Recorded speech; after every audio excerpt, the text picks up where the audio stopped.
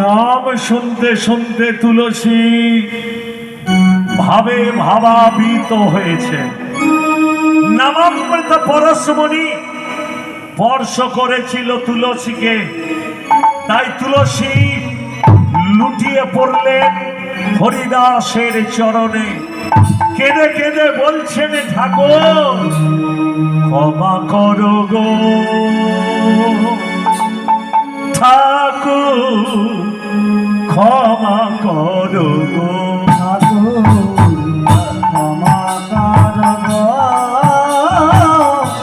ক্ষমা করো গো ঠাকুর, ক্ষমা করো গো,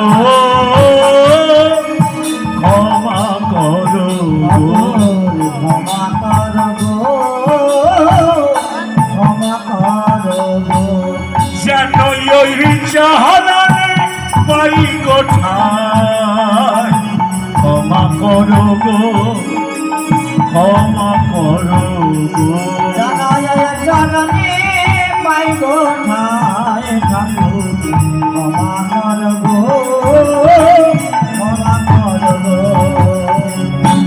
ক্ষমা করো গো ঠাকুর, ক্ষমা করো গো, ক্ষমা করো গো।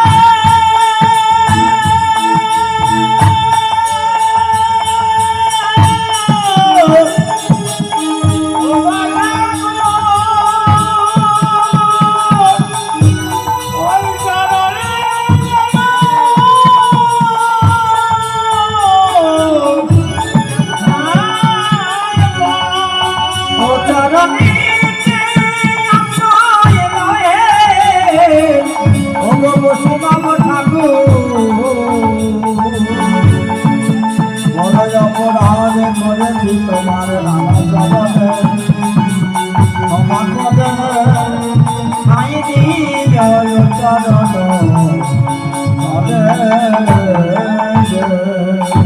ঠাকুর আমি কোহকিনী, আমি বিমোহিনী, আমি অবিদ্যা স্বরূপিণী, আমি একজন গণিকা। আমি এসেছিলাম তোমার চরিত্র নষ্ট করার জন্যে, কিন্তু তোমার মুখে হরিনাম, তোমার মুখে কৃষ্ণ নাম শুনে আমি হেরে গেছি। তাই তোমার চরণে আমাকে আশ্রয় দাও। তখন কি বললেন? আজীবসি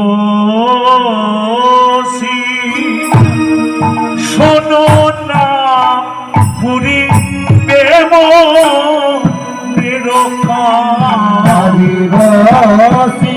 আদিবাসী শোনো না পুরিবে মনের সব দুঃখ, সব দুঃখ, সব দুঃখ হরেতে যাইবে পক্ষী আহ